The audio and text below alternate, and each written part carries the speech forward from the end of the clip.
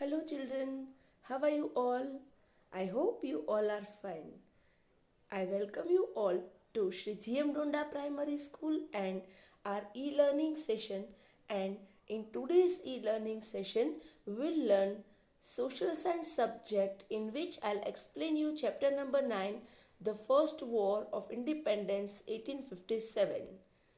Children, the main reason for the revolt of 1857 CE was the widespread dissatisfaction among the people in India due to the suppressive policies of the British adopted to spread their empire in India. The revolt of 1857 was the landmark in the history of India's struggle for freedom. It started on May 10th, 1857. Delhi was mute witness to a band of sepoys crossing over the Yamuna and entering Red Fort. They appealed to the aged Mughal Emperor Bahadur Shah Zafar, an emperor without any authority, to take over the leadership of the revolt. He was proclaimed the Shahenshah-e-Hindustan. The sepoys captured the city of Delhi, killed many Englishmen, and ransacked many public offices. The event was called the Uprising, the Revolt of 1857, or the Sepoys muting by the British. But Indian historian called it the First War of Independence, as it was the first time that different sections of Indian society untied and fought as one nation to throw off the shackles of foreign domination. Ever since Britishers have set foot on our soil, the nation was losing its wealth and independence. They sent foreign wealth home back in England. Their motive was to exploit the resources of our country.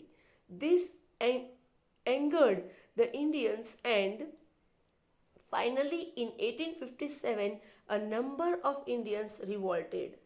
Children, now we'll discuss the causes of the revolt. First, we'll discuss the political causes. The revolt was outcome of the widespread resentment that had been boiling against the British for a long time. The sepoys were dissatisfied with their treatment. The policy of annexation of Dalhousie, especially doctrine of lapse, created fear and resentment among Indian rulers. The British signed many treaties with the kings and nawabs but violated them. Indians lost all trust in British. Awadh had been an ally of the East India Company, but it was annexed on the plea that the government was not functioning properly. This shocked the nawabs. Economic causes.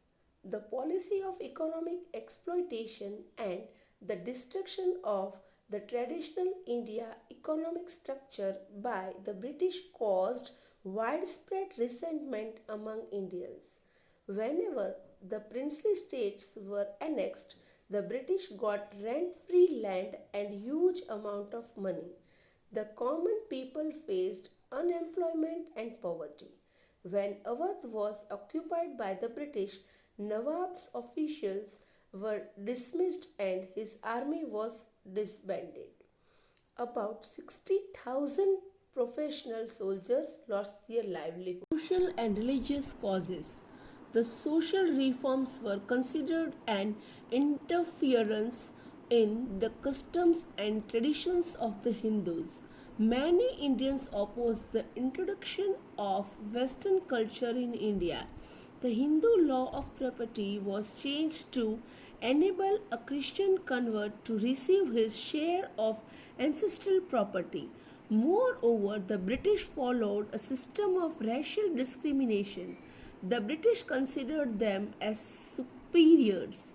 They advocated a judicial system based on the principle of equality, but in actual practice it was biased. Immediate causes. The cartridges of the new Enfield rifle had a greased paper cover which had to be beaten off before the cartridge was loaded into the rifle. It was said that the greased paper was made up of beef and pig fat.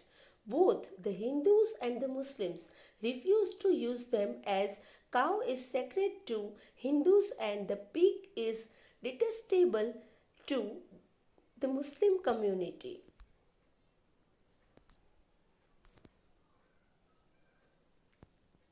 First warrior Mangal Pandey.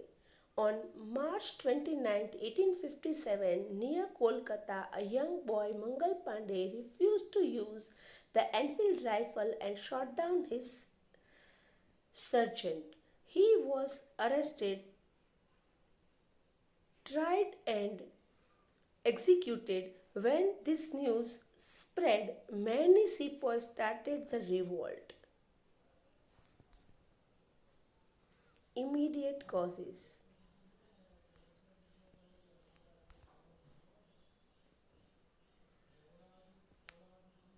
Continuation of the revolt. British Army freed Delhi, the epicenter of the revolt. Bahadur Shah Zafar was tried and sent to Rangoon. His children were killed. The control of Delhi and imprisonment of Bahadur Shah Zafar broke the backbone of the mutiny. Lucknow was recaptured in 1858. Rani Lakshmibai was killed and Tatya Tope was captured and hanged to death. Causes of failure of revolt. The uprising had been planned for months but it broke before the due date. It was not widespread. There was no unity among the rebels. The idea of nationalism had not yet developed. There was no common ideology. It was limited to North and Central India. Gurkhas helped the British to suppress the revolt. The rebels could not match the sophisticated weapons of the British. The leadership was neither strong nor gave directions to the rebels. Moreover, the British got timely help from the government of Britain. Results of the revolt. The rule of East India Company ended with Queen Victoria's proclamation of November 1st, 1858.